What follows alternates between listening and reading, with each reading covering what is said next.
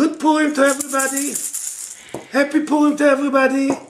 Every family, husband, wife, husband, children, grandparents, friend of Netiv Aryeh family yeshiva. If you're following the news in Israel the last week and a half, 2 weeks, he's talking a lot about a spy from Australia.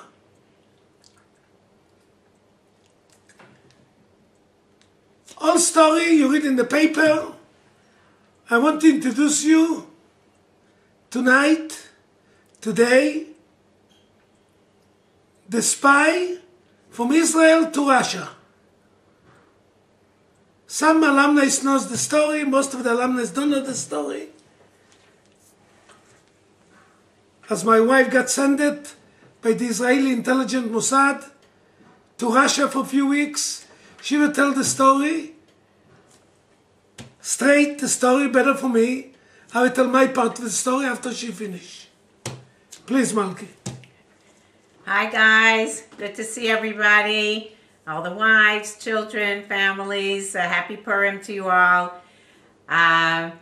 What happened was, we all know 30 years ago that there were all the Jews stuck in Russia. They weren't allowed to leave, and the Israeli government took upon themselves to send different messengers, I would rather call it than a spy. I didn't really try to spy so much, but to send a messenger to teach the Jewish people there, to teach them Torah.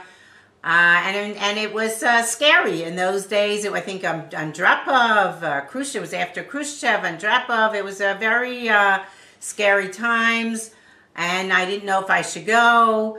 I had then we had 4 children. Zvi was 3, Moshe was 11, Yaakov was 9 and a half, and Chaya was 5. So, you know, to leave all the 4 children, it was a 2-week trip.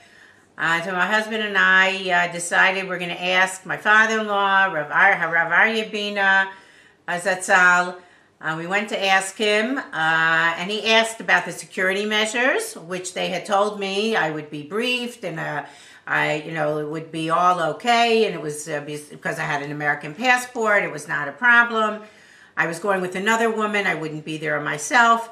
And then when he heard that the security conditions were sufficient, he said he thought it was the right time, it was very important to help the Jewish people leave the Soviet Union, to want to leave even, to know about Yiddishkeit. They weren't taught anything, that it was very important that I should go on this mission.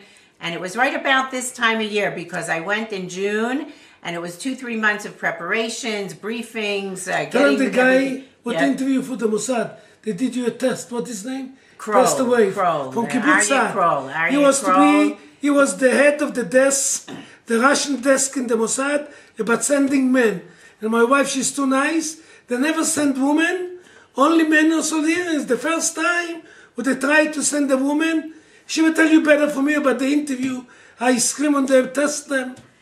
Right. He pretended to be like a Russian agent, and he tried to terrorize us and scare us and see if we would fall apart. And my colleague and I was Marion, and we held our cool, and we passed the whatever test the Mossad did for us. And it was, as I said, it was right around Purim time, around this time, and my father-in-law said that also Esther put a bit of her life, kasher avadati, that you have to go and sometimes risk, stick your neck out a bit and take a certain calculated risk to help Am Yisrael, because it was so many of the Jews there, hundreds of thousands of Jews, and the millions even that were in the Soviet Union, were not allowed to learn Torah and were not allowed to leave, and the Israeli government said, yes, we have to get in there, yes, we have to infiltrate, yes, we have to save our Jewish brethren in the Soviet Union. Now, pretty much we were told also to behave as tourists. We couldn't have anything Israeli on us, nothing Hebrew. If we had clothes we bought in Israel, we had to take out the name tags. We shouldn't talk in the rooms. They told us the hotel rooms would be bugged. And they gave us contact information, people to call. Also, those people would know we were coming. They would arrange different classes that we would teach and meetings. And we did that, and to do a bit of touring as well. Don't forget to give you money and money, right? To take a very expensive camera, because we went in June, and they were able to sell this camera and some jeans for very high prices on the black market, and that way to support the Jewish learning that they did in the mountains and the country in the summer, because there's I think like a 3-month summer vacation in Russia. And they rented a big house and took the children and had a lot of Jewish learning then. One time, we got back to the hotel room. No, maybe start. You left all your passport in... We left our Israeli passports in the creditor family in London. They were our hosts. We stayed there. It was as if we were coming from London, not from Israel. We went from Israel to London. And... then we arrived to the Soviet Union. You go through I remember the security check. It was very dark there, and they just tried to scare you all the time. But we kept our cool. We went in. We made the calls. We got in touch with people. We set up the meetings that we were going to have in the classes. One night we got back to the hotel. It was a little late. The lecture and the questions and answers. We tried to talk to the people. We brought pictures to show them of life in Israel. And we got back to the hotel. It was like about 1 o'clock or so, 12:31. And we get a call. It's someone from the hotel desk. Why did we come back so late? Where were we? And, sounds like the Yeshiva Dermatology. Right, So I didn't know what to say, really. I didn't want to start telling him names of people that I'd seen or visited or where I was. I said, "Oh, I'm sleeping. Is this how you treat your company? That you wake up people in the middle of the night?"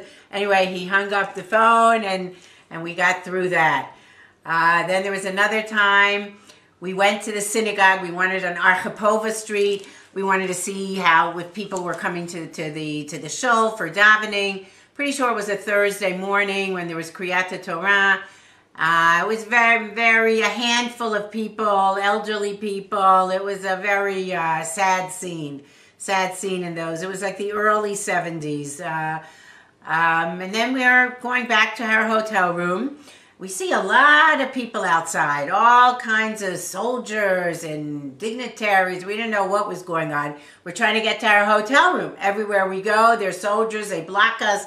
We're walking like an hour until we finally got to the hotel. We said, "Oh, great, we're back here. You can go to our room, have a cup of coffee, relax, have a granola bar." Everything we had to take our own food. So, of course, there's no kosher food there, and everyone. No Starbucks there. No Starbucks, right? We ate at the people's homes and from the granola bars and matzah, whatever we took with us. Anyway, so we get back to the hotel. We wanted to go to our room. We had the key. We open the room, and there's a Russian soldier. Lo and behold, sitting in the chair in our room. So we didn't know what was happening. It was our room. We didn't share it with any man there, a Russian soldier. So we didn't know what to do. Each floor at that time had it was a special concierge, basically she's supposed to make sure that the foreign people don't do the wrong things or whatever. I don't know. Anyway, so we run to the concierge. And we say, "Look, there's a man in our room. Oh, what's happening? Why is there a man in our room?" We're worried he was going through our belongings. He was looking for books, if we brought any Jewish books, or if we were from Israel. I don't know. Or if we were spies. So we didn't know. So she says, No, don't worry. We have a soldier in every room because it's a big funeral.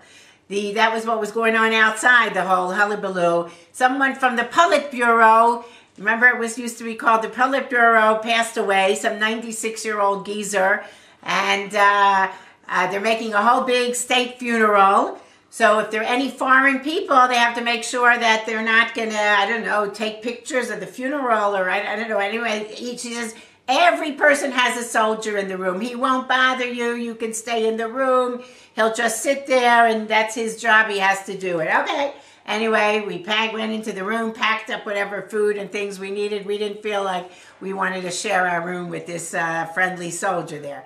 Anyway, but we went. We were in Leningrad and also Riga, and many of the people we met there, we later saw in Israel when the doors opened up. They were the first to leave and help the other people leave. They were the teachers and the leaders of the Jewish community.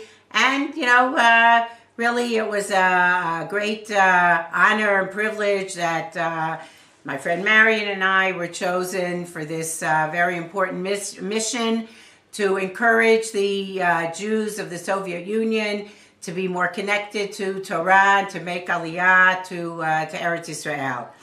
And I tell you, I just want to tell you something before I'll give you back to my husband. My husband always had a fascination, a fixation with spies.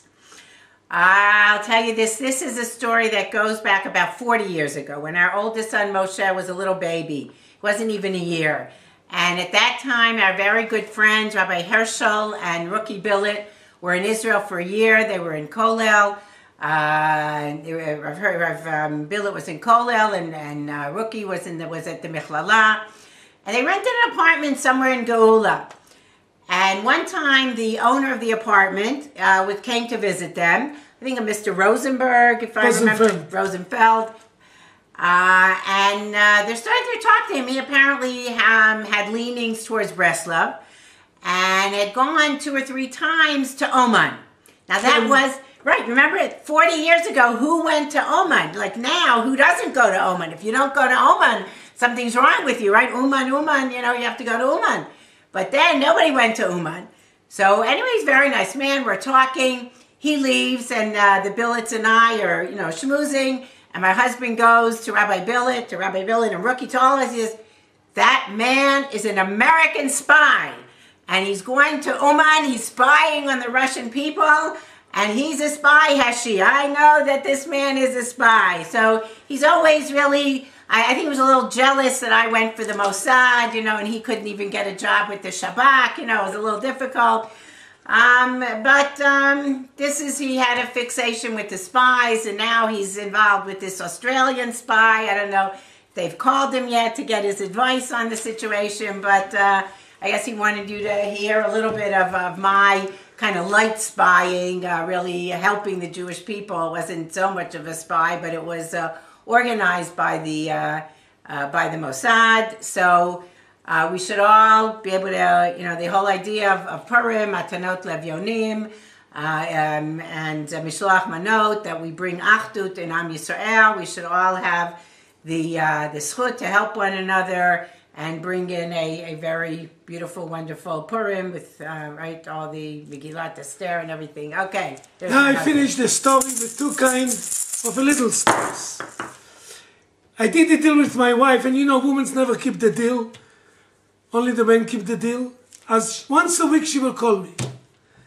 First time she called me, you have to go to the main post office, all kind of, you know, the old system, when to call international. Not in Israel, the main office, but in Russia.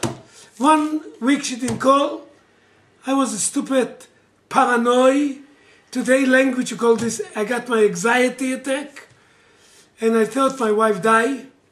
She didn't call me, didn't contact. The other woman, I was in Riga, and they couldn't find the post office. These are the excuses. Wife don't care about the man. We couldn't find the post office. I remember I was so stupid. I took all the 4 children to the kitchen by Tagan. Our kitchen color was yellow. The table yellow. Yellow is a color, if you know psychology a little, of simcha. And I told them, I'm sorry to let you know, Ima die. All 4 children, I hope I didn't do too much brain damage to them. And then I met with my wife, decided with my wife, I should go straight to America from London. From London. She went back to the creditors, picked Israeli passport, and went with the American passport to America to her sister wedding. Right. Freidy's wedding. And I flew by myself with 4 children. 4 little, like I call my children all the years, mamzerim. I bought 2 huge boxes like this, bigger, of bazooka. They sitting with me in a plane. They finished the bazooka in less than 2 hours. all my former Mzeirim, and they start clapping on the table, on the chairs in front of us. And the man said to me, kicking also. Kicking, the man screaming me in Hebrew, אתה לא יודע לחנך, you don't know how to educate your children. I said, I never told you I know, what do you want from me? Why are you flying by yourself? Where is your wife? I said, my wife went to Russia in the Mossad Center. You're a liar, not true. Thank God I came to New York. We went to pray the wedding now. Almost 30 years later, we want to thank the Jewish state. We want to thank you guys. We all love you. The main thing we want to thank to Kodesh Baruch Hu. What we say every day in Davening is not just once a year in Purim or Chanukah, ועל ניסיך ועל נפלאותיך, שבכל עת, ערב, הבוקר וצהריים. הטוב כי לא חלו רחמך, והמרחם כי לא תמו חסדיך, כי מעולם כמלך. Thank God. ונהפוך הוא, thank God. It's not true what happened to my wife. She's alive. She still suffers for me, B'ezrat Hashem still suffer for many, many, many years. Adarki, remember the main thing of Purim is not drinking, not allowed to drink.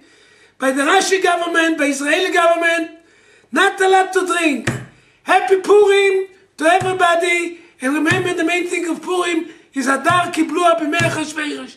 To learn more, to do mitzvahs more, to be united more. We all love you, and for sure I love my wife. All the best. Purim Sameach.